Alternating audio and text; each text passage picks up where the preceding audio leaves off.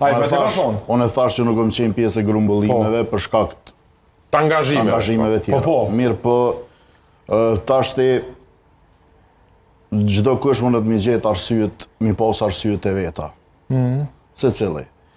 Edhe tash që shumë jetë pjesë e basketbollit, edhe është e vërtet që nuk është punu me gjenerata të reja.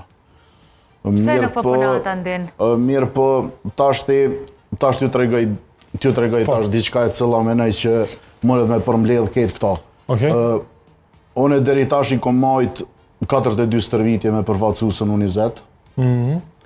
E kom dërgu planin përgatitor 1 muaj ma herët. Edhe unë për shembull nuk e di ura sa kom nesër stërvitje për shkak të problemeve me palestra, orareve të ngarkume të palestrave të cilat janë, edhe hapësinës jo të mirë për mbajtjen e stërvitjeve.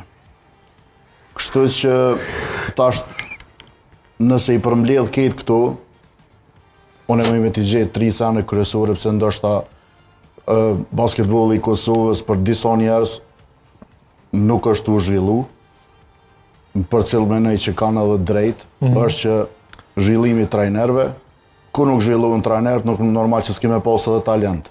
Edhe tjetra infrastruktura, e cila menoj që jemi të pas tepër problem. Unë vetë kom qenë me vite pjesë e Prishtinës, ka pas raste që ndoshta 1 muaj ditë s'ko mujtë me ushtru në Pallatin e Rinisë për shkak të angazhimeve ka qenë në zonë.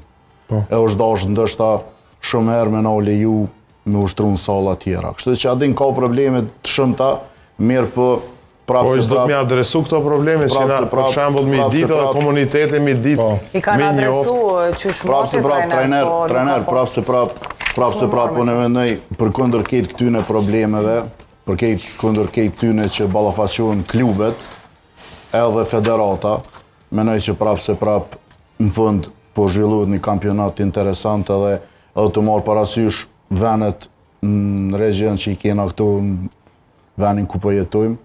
Edhe në vendet tjera po kam probleme me lojtarë të ri, këtë ekipet, këtë shtetet. Arsyetimet nuk i pranoj. Jo, nuk është arsyetim, asnjëherë më arsyetu. Ne basketi do të me pranu që njerëzit në basket edhe që mirën me basketbol janë shumë më të ngritën se komuniteti futbollit. Unë e pranoj publikisht. Nuk më vjen marrë. Basketbolli njerëzit që mirën me